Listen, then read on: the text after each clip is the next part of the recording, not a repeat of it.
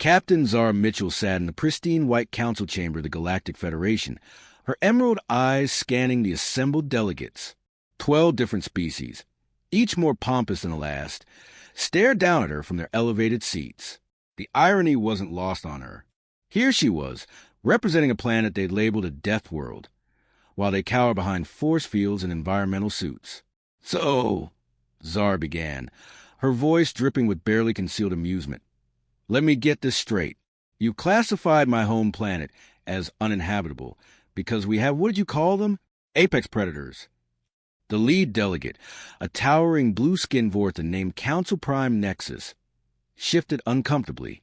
His 4 eyes blinked in sequence, a nervous tick Zara had learned to recognize. "Captain Mitchell, your planet harbors creatures that could eliminate entire civilizations. The documentation speaks for itself." Zara leaned back in her chair, a sardonic smile playing across her lips. "Oh, I'm sure it does. Tell me, Nexus, what exactly terrifies you the most? The bears? The sharks? Maybe the spiders?" A collective shudder rippled through the chamber. The insectoid delegate from Klaxon Prime actually clicked his mandibles in distress. "The arachnids alone are sufficient justification for quarantine protocols. Human, your planet spawns 8-legged nightmares capable of injecting paralyzing venom." "Right," Zara drawled, examining her fingernails with exaggerated interest. "And I suppose the fact that most of our spiders are smaller than your thumbnail is irrelevant?" The silence that followed was deafening. Zara could practically hear their collective confusion. Dr. Elena Vasquez, Earth xenobiologist, cleared her throat from her position beside Zara. Her dark hair was pulled back in a practical bun, and her scientific demeanor barely concealed her own amusement at the situation. "If I may address the Council, our preliminary reports suggest there might be some misunderstandings regarding Earth's ecosystem." "Misunderstandings?" The crystalline delegate from Theron sparkled with indignation. "Your world's apex predators hunt in coordinated packs. They possess razor-sharp claws and teeth designed for rending flesh. They stalk their prey with supernatural stealth and strike without warning." Zara couldn't help herself. She burst into laughter, the sound echoing off the chamber walls like a gunshot. "Oh, this is rich. You're talking about house cats, aren't you?" The delegates exchanged worried glances. Nexus leaned forward, his voice grave. "The feline creatures your species keeps as companions. Yes, our intelligence suggests they're among your most dangerous predators." "Intelligence?" Zara repeated, wiping tears from her eyes. "Oh, that's precious. Your intelligence network needs some serious upgrades, my friend." Elena pulled up a holographic display, showing a fluffy orange tabby cat lounging in a sunbeam. The creature's eyes were half closed, and a soft purring sound filled the chamber. Half the delegates immediately activated their personal shields. "This," Elena announced with scientific precision, "is Whiskers. He belongs to my neighbor, Mrs. Henderson. His greatest achievement this week was catching a dust bunny under the couch." The Vorthan delegate's eyes widened in horror. It's making that sound. Is that a threat display?" "That's purring," Zara explained, her voice thick with barely suppressed mirth. "It means he's happy, relaxed, probably about to fall asleep." "Impossible," hissed the Serpentine delegate from SSOYDH. "Our analysts determined that sound be a low-frequency weapon designed to disorient prey before the killing strike." Zara exchanged a look with Elena. This was even better than they'd hoped. "Listen, folks, I appreciate the concern, really I do. But maybe, just maybe, your analysts need to spend less time theorizing and more time actually observing." The chamber erupted in indignant chatter. Various delegates spoke in their native languages, creating a cacophony of clicks, hisses, and harmonic tones. Nexus raised his hand for silence. "Captain Mitchell, the evidence is overwhelming. Your planet's predators have evolved beyond any reasonable measure of safety. The feline species alone demonstrates hunting behaviors that would make them unstoppable killing machines on any civilized world." "Killing machines," Zara repeated slowly. "You know what? You're absolutely right. Luna, my cat back home, is a stone-cold killer. Last week, she eliminated a dangerous dust bunny. The week before, she assassinated a sock that had the audacity to move when the air conditioning kicked on.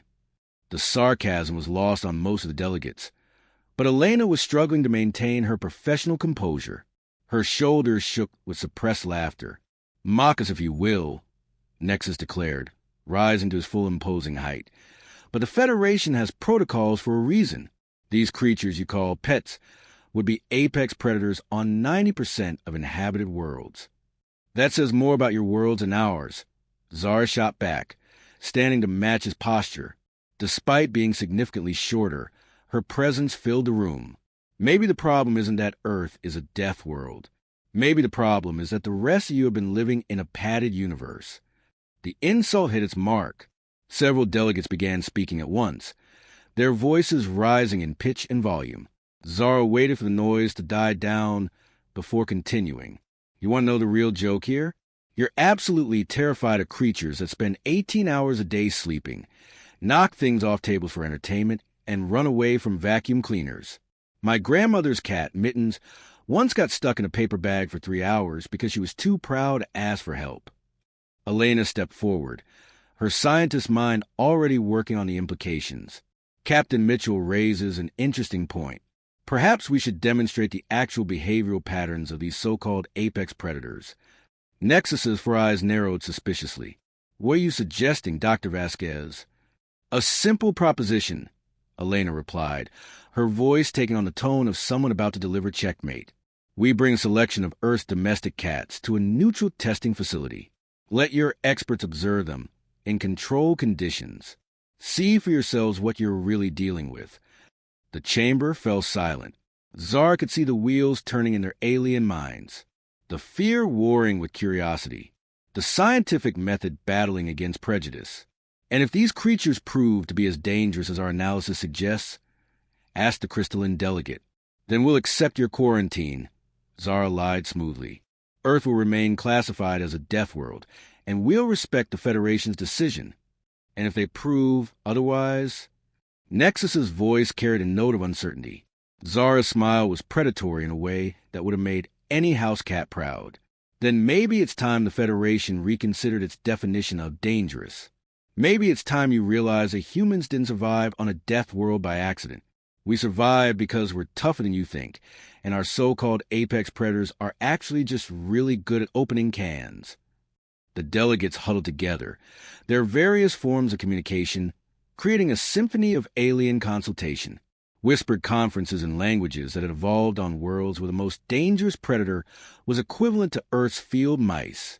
Finally, Nexus straightened and addressed the humans. "Very well.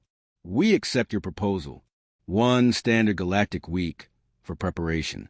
The testing will be conducted on Station Omega-7 under full Federation supervision." "Perfect," Zara replied, already planning her revenge for every slight, every condescending comment, every assumption about humanity's place in the galaxy. "Just one question, though." "Yes." "How do you feel about catnip?" The confusion on Nexus's face was worth every bureaucratic headache she'd endured to get to this point. Elena was grinning openly now, her scientific mind already cataloging the various ways this demonstration could go delightfully wrong for the Federation's preconceptions. As they left the chamber, Zara couldn't help but chuckle. The galaxy had no idea what was coming. They classified Earth as a death world based on their fear of house cats. Now they were about to learn why humans had a saying about curiosity and what it did to cats. The irony was delicious. They were worried about the wrong species entirely. Station Omega-7 floated in the neutral zone between Federation space and Earth's solar system, its sterile corridors humming with nervous energy. Captain Zara Mitchell stood in the observation deck, watching teams of alien scientists set up what they grandly called predator containment protocols for creatures that probably couldn't open a can of tuna without help. They've installed motion sensors, heat detectors, and something they're calling a pounds for diction matrix, Dr. Elena Vasquez reported, consulting her tablet with barely concealed glee. "Oh, and they've requisitioned enough tranquilizer darts to take down a small army." "For house cats," Zara said flatly. "For house cats," Elena confirmed, her scientific objectivity cracking around the edges. The irony was delicious. Below them, Federation technicians scurried around in full protective gear, setting up barriers and emergency protocols.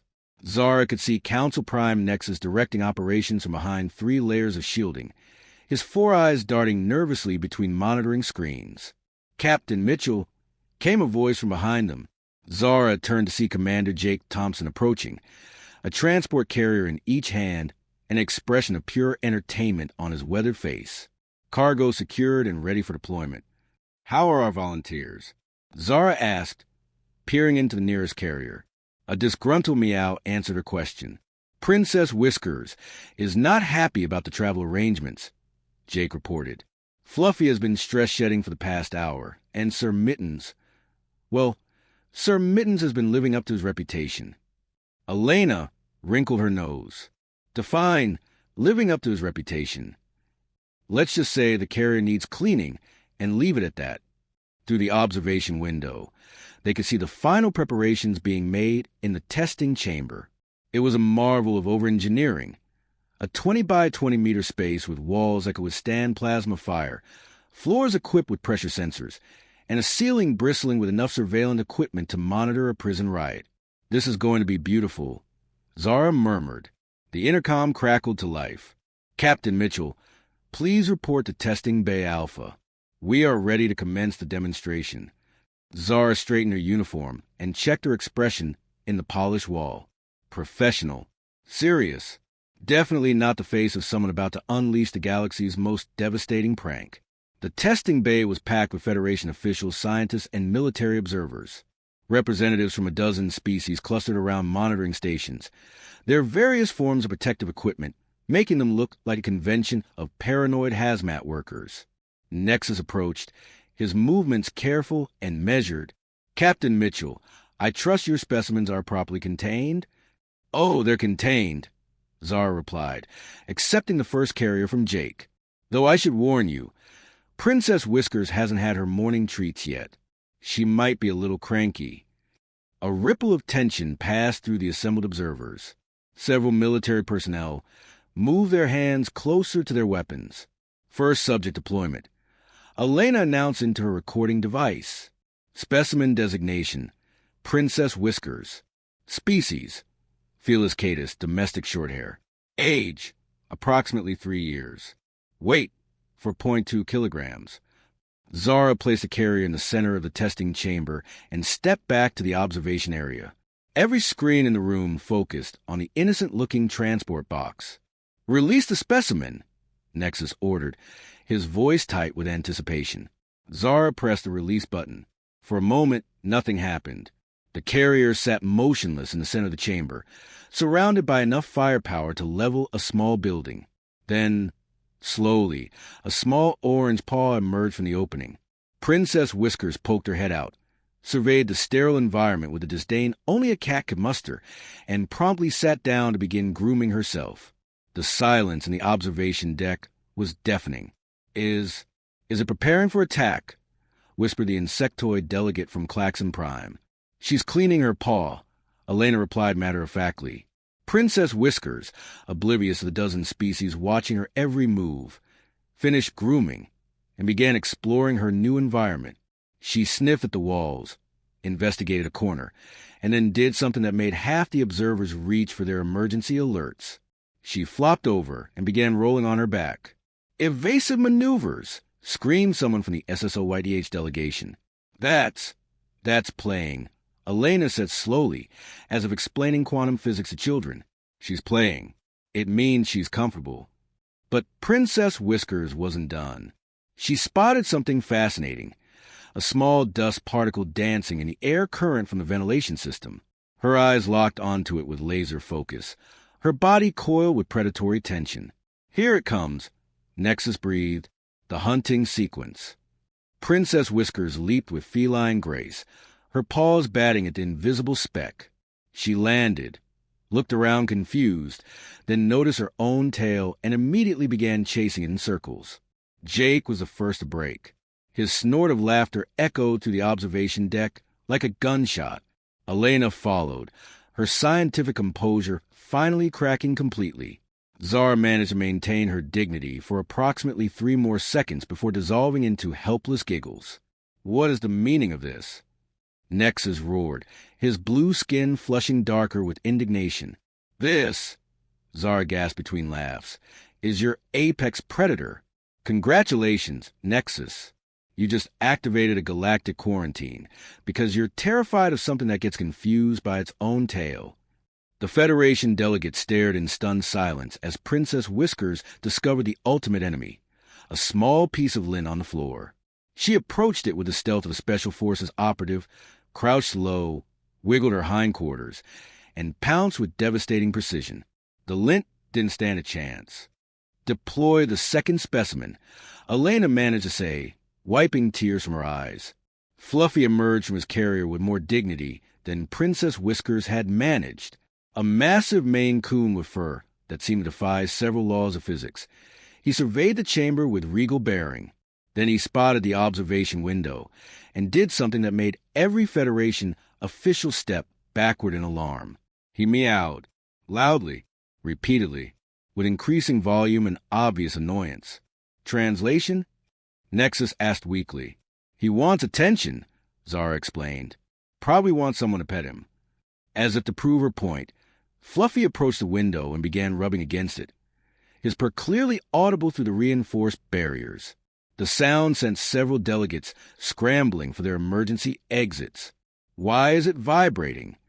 Demanded the crystalline representative. He's happy, Elena said, her voice still shaky with laughter. The sound indicates contentment and a desire for social interaction. Social interaction with what? Nexus asked suspiciously. With you, Zara said simply. He wants you to pet him. Maybe scratch behind his ears. The horror on Nexus's face was priceless. It wants physical contact. These creatures seek physical affection from potential prey species. The SSLYTH delegate's voice was barely a whisper. Oh, this gets better, Jake interjected, consulting his notes. Wait until you hear about lab cats. But Sir Mittens was already making his entrance. A dignified gray tabby with white paws. He emerged from his carrier with the bearing of a diplomat arriving at a state dinner. He surveyed the chamber, noted the cameras and sensors, and made a decision that would become legendary in Federation records. He began to purr and rub against every piece of equipment in the room. It's marking territory, someone screamed. No, Elena said patiently. He's being friendly. This is normal cat behavior when they encounter new objects or people. Sir Mittens, warming to his audience, decided to demonstrate another crucial aspect of cat behavior. He found a patch of sunlight from the chamber's environmental lighting and stretched out in it, belly exposed, paws in the air. It's showing us its vulnerable areas, Nexus said slowly. Is this some kind of trap? It's called trust, Zara explained, her voice gentle but firm. He's showing you that he doesn't consider you a threat. In cat language, that's the highest compliment you can receive. The 3 cats, now fully engaged in being themselves, began to interact with their environment in ways that completely baffled the Federation observers. Princess Whiskers discovered that her meow echoed interestingly off the walls and began a vocal performance that would have made any opera singer proud. Fluffy found a small scrap of packing material and began batting it around with the intensity of a professional athlete. Sir Mittens simply settled into his sunbeam and began the most comprehensive grooming session in recorded history. This is your intelligence assessment. Zara asked Nexus quietly. These are the apex predators that made you classify Earth as uninhabitable. Nexus stared at the cats through the observation window. Princess Whiskers had somehow managed to get the packing material stuck to her paw and was shaking it frantically, trying to dislodge it. Fluffy was lying on his side, batting at his own tail. Sir Mittens had fallen asleep in his sunbeam, snoring softly. We the data, Nexus stammered. Your data was wrong, Elena said firmly. These animals are predators, yes, but they're predators adapted to hunt small prey. Mice, insects, the occasional bird. They're not weapons of mass destruction. They're companion animals that humans have lived alongside for thousands of years.